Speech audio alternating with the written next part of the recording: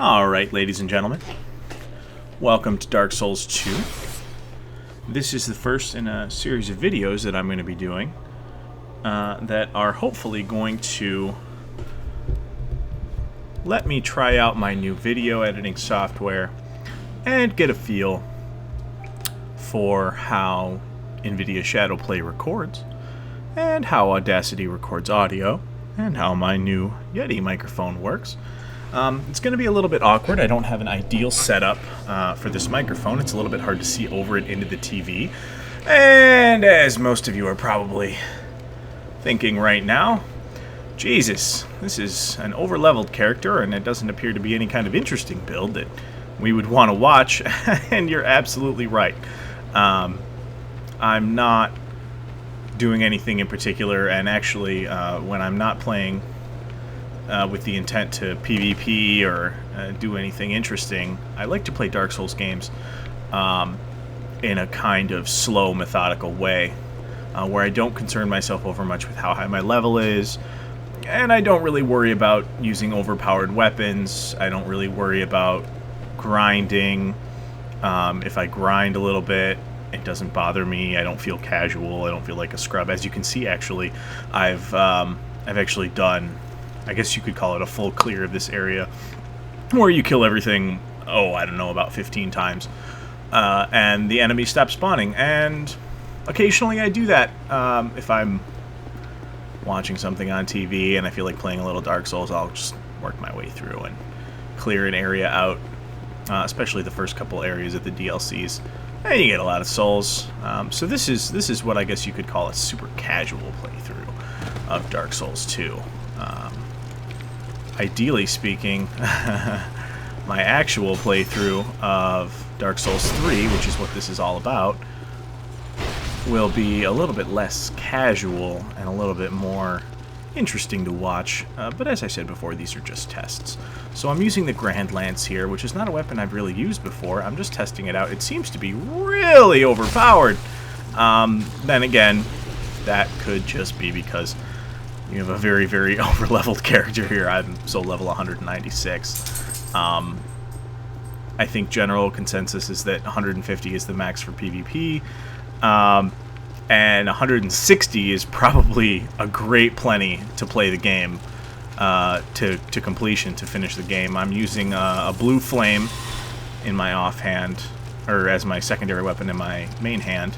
And I'm going to clear these up because these, for players who don't know, are actually killer on your weapon durability, which already is not great in this game. Let's switch back to the lance and give this guy a chance to get close, and then we're going to run him down. I am a big fan of this lance so far. It's been a lot of fun to play with. It really doesn't involve a lot of skill. The reason I decided to use it is because I actually PvP'd against a guy who was using it, and he just absolutely crushed me. And I think I was out of sorceries at the time, and I was just hitting him with my blue flame. So I thought, why not give it a shot? And I had a whole bunch of spare Titanite lying around. So we're going to smash these with spells, which is the smart way to do it, although very much the casual way.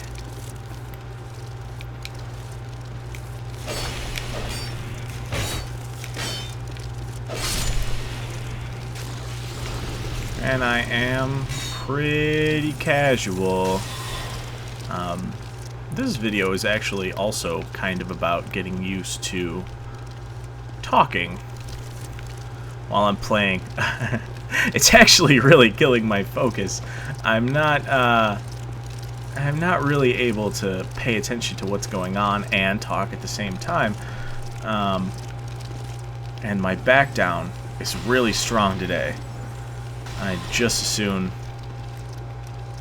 not anger any of these. And, you know, that's an interesting thing that happens sometimes when you use the blue flame for sorceries.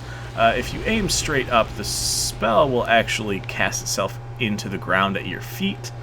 I've never had that happen with the Staff of Wisdom, which is a really, really high spell casting height. but it happens all the time with the Blue Flame. Now, I don't really remember where to go. I haven't played this DLC in forever. So what we're going to do is we're actually going to try to be a man about this. We're going to come in here with our lance. Oh, alright. And our Drangleic shield, which, as you can see, I have the little Hylian shield mod on, which is a lot of fun, and I highly recommend it. It puts Zelda motif on a few armors in the game, and it's a lot of fun to play with.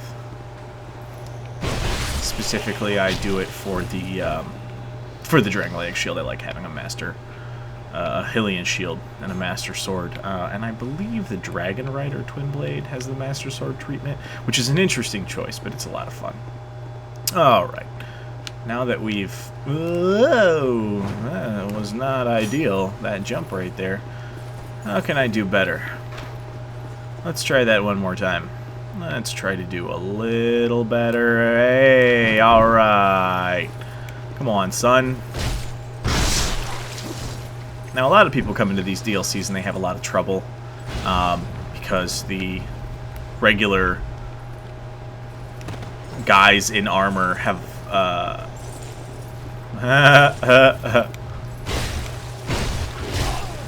Well, I just stepped on my own point. I was going to make the point that they hit a lot harder than vanilla game enemies, and they have a lot more health. So people come in and say, wow, these DLCs are really hard. They've actually made them, in my estimation, more susceptible to backstabs than enemies in the vanilla game. And that makes them kind of a cakewalk, provided you're not a scrub and you actually get the backstab. Now these, to demonstrate something, I'm going to hit them with a spell in the top part. Oh no, there's no damage. But see, he's got a little face down there. So if you hit him in his face, and it requires some seriously pro binocular aiming here. I should put a piece of tape on the center of my screen. That would make me feel better about myself, because I would hit my targets more often. And you get a bunch of throwing knives. Some cracked red-eye orbs, which I'm not really going to use. Especially now that I'm level 196. Anybody that I could find to invade probably wouldn't appreciate PvPing me, considering how overleveled I am. And there's that backstab I'm talking about. If you have the strength to use the weapons, this will, at plus 10, this will one-shot them with a backstab. And I believe at plus 8, a halberd will do it too. So really they're not exceptionally difficult, because they let you get a lot of opportunities for backstabs. They probably are open to parries as well. I'm not much of a parrier. Let's see if we can try and get it on this one. Okay, see, I'm not very good at parrying. I'm going to take out one of these guys and then try the parry.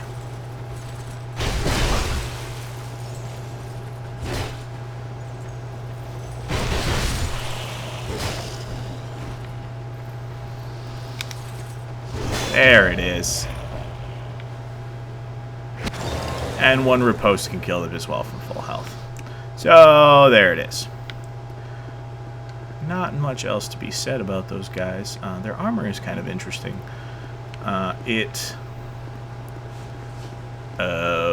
I have to go through there and do the puzzle to get the bonfire.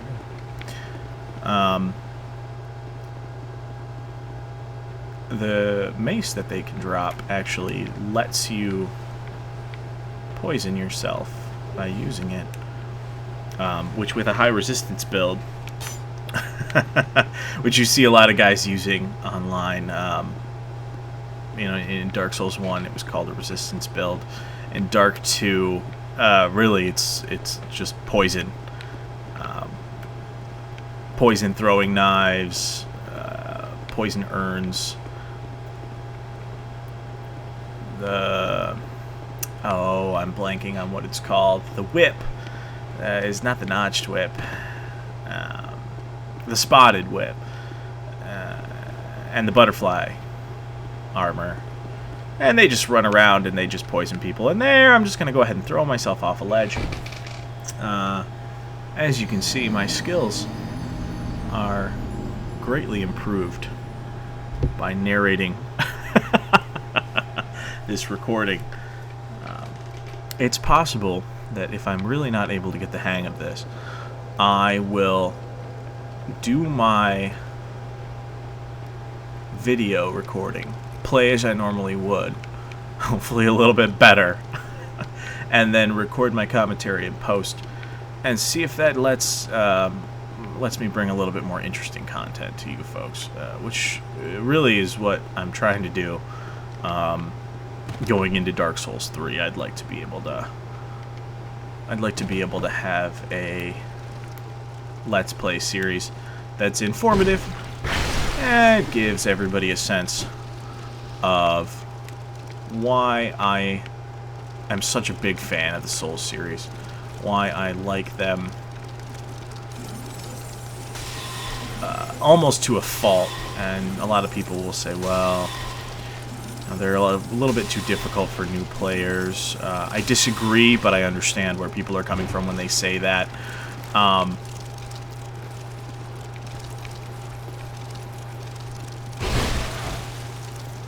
really do. The fact that the game is so casual about killing you turns a lot of people off, and I understand that. What it does do very well, I think, is give you a sense of why you're being punished for whatever action you just took that got you killed. I'd like to think that that's the case. It feels that way to me, but I know it doesn't feel that way to some people.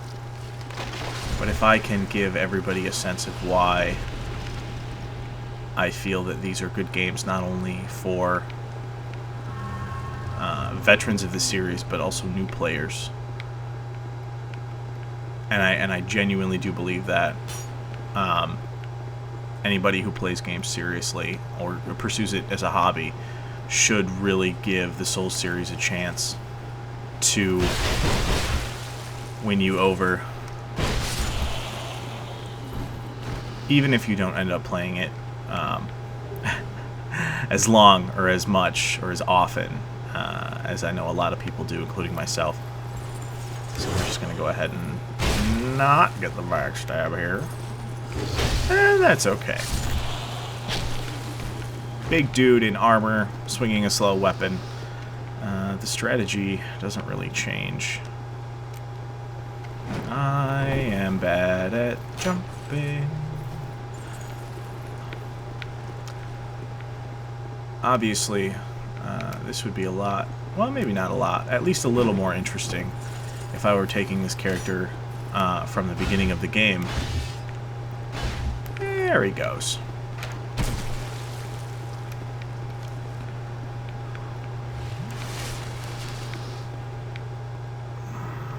Because that would give everybody a sense, I think. Oh, my goodness gracious.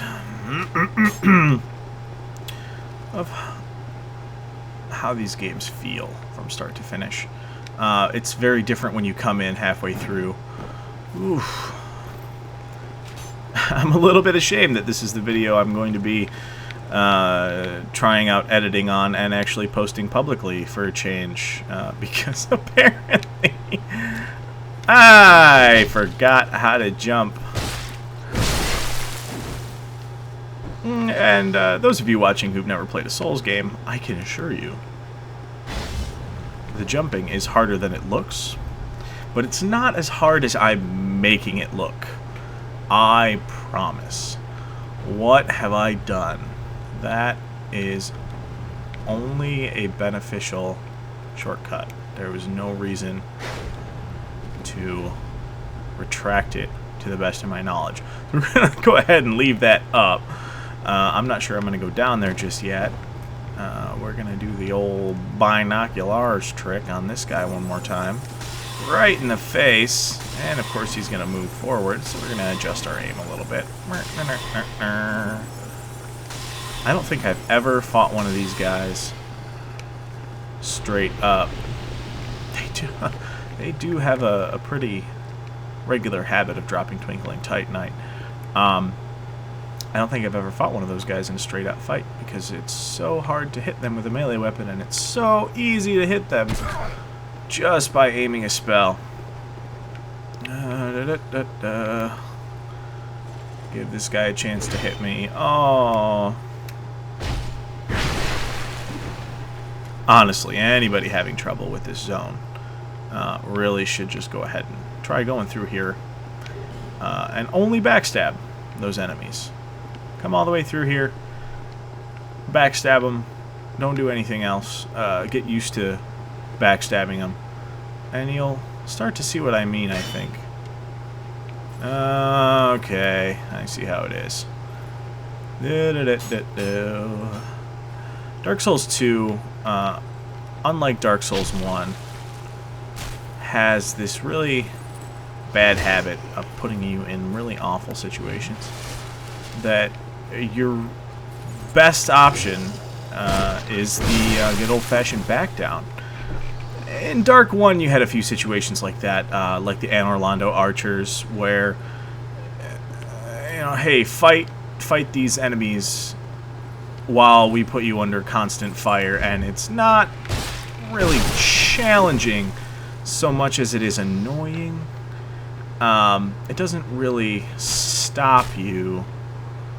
It just frustrates inexperienced players who didn't, you know, bring poison arrows or fall off edges or something like that.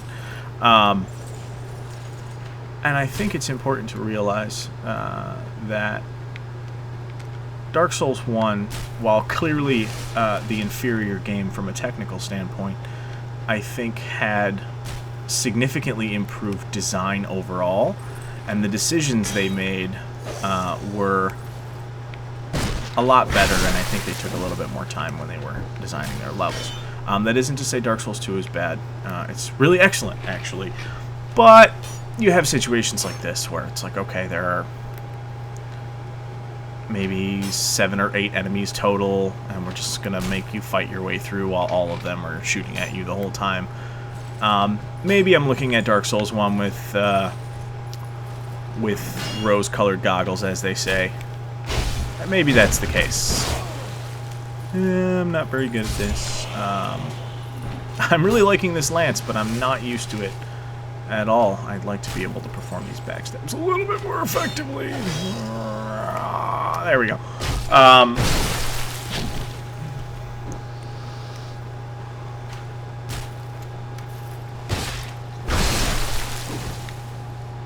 These kind of situations, once you get used to them, don't really slow down your progress if you're an experienced player, but they turn people off.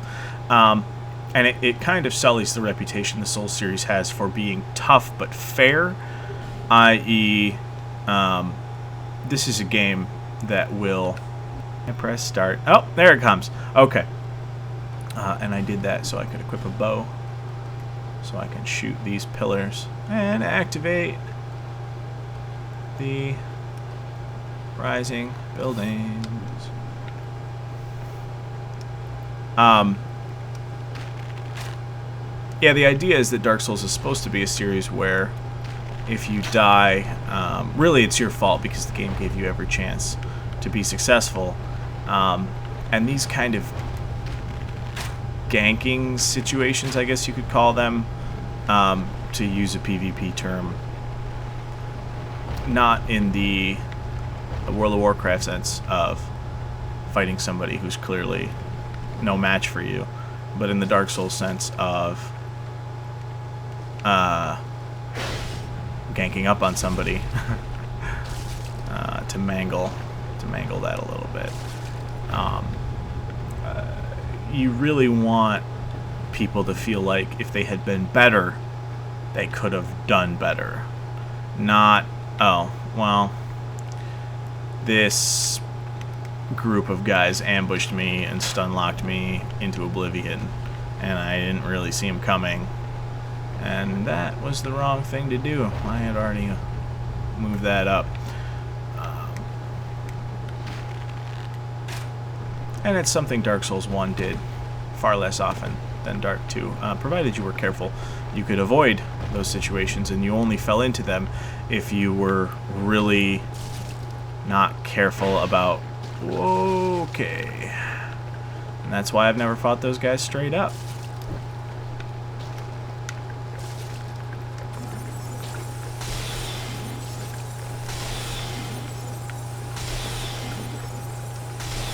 Oh, this is interesting television.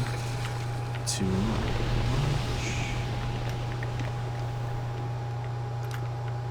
And Dark Souls 2, they put you in those situations, not as a result of you messing up or being careless or reckless, but as a result of you playing the game normally, and you have to be really, really careful. Simply not to just let yourself get ganged up on and stun locked when you get to an area like that. Since this is just a test, and we've gotten from one bonfire to the other, I'm going to go ahead and cut it here.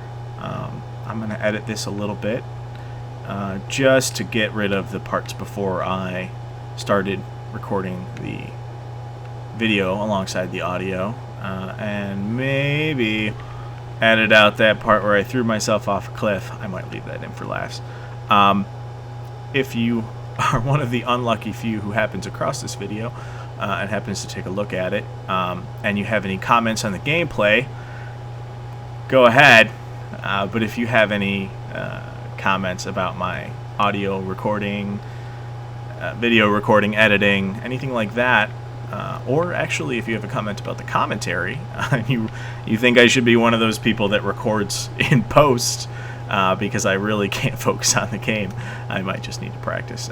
Feel free to leave those comments in the comments, because I'd be interested to hear your feedback, and the feedback that I get will inform how I go about making my Dark Souls 3 Let's Play. And hopefully a few people take a look at that. Thanks very much for the past few minutes of your time. I apologize that it's time you'll never get back. Bye.